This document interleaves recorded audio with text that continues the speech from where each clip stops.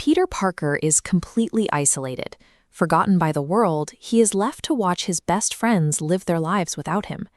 In the comic books, this exact setup happened back in 2008 in a storyline called One More Day. In that arc, Peter made a literal deal with Marvel's devil, Mephisto, trading his marriage to Mary Jane to save his aunt's life. This chart shows the commercial fallout of that decision. Immediately after the reboot, Spider-Man comic sales plummeted by 30%.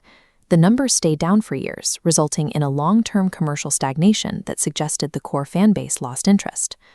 Before we look at why Marvel Studios is lifting their new movie directly from this era, take a second to hit subscribe.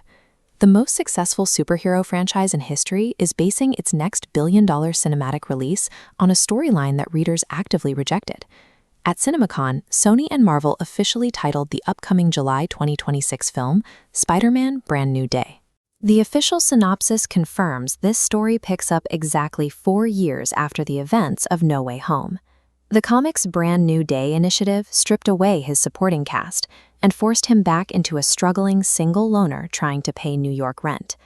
The films achieved that reset through Doctor Strange's memory-wiping spell, removing the need for a literal demon to alter reality. By swapping out Mephisto for an established character's magic, the MCU bypassed the mechanic fans hated most in 2008. The slate is wiped clean, but the change aligns logically within the cinematic universe. For the last few years, Peter has been off in space fighting aliens with billionaire-funded technology. Now he's back in grim alleys with no Avengers support and zero backup. That shift is bringing back long-dormant threats, like Michael Mando's Scorpion, stepping into the spotlight a full 9 years after his debut in Homecoming. He's joined by Tombstone, a grounded mob boss who controls his territory through sheer physical intimidation rather than world-ending weapons. The roster rounds out with Tarantula, a martial arts expert who forces Peter into gritty hand-to-hand combat over massive CGI spectacles. Stripping away the cosmic villains puts Peter in pure survival mode. The scale is smaller, the hits are physical, and the traditional Avengers formula is entirely absent. This gritty environment locks the movie directly into the street-level continuity established by Daredevil: Born Again. In the trailer, Frank Castle sports the short haircut he adopts at the end of Born Again Season 1, positioning this movie squarely after the events of that series. That timeline places Wilson Fisk in the mayor's office. While complicated theatrical rights keep Kingpin off-screen in the films, his political influence dictates the environment Peter is trying to survive in. Then there's the destructive presence of Sadie Sink's character. Fan theories are split on whether she's tied to the Punisher's crusade or if she's a quiet backdoor introduction for the X-Men. Connecting Peter to the Daredevil universe locks him into a localized New York struggle, moving him away from his history as a global Avengers asset.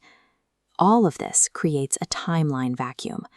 Brand New Day is an isolated, grounded story wedged right before the multiverse collapses in Avengers: Doomsday. Because Tom Holland's Peter Parker is actively choosing to operate alone, his absence from the upcoming Avengers ensemble makes logical, in-universe sense. Meanwhile, industry reports suggest that an alternate universe Spider-Man will step in to handle those multiversal stakes instead. This isolation forces Peter to operate without Stark technology or Avengers support.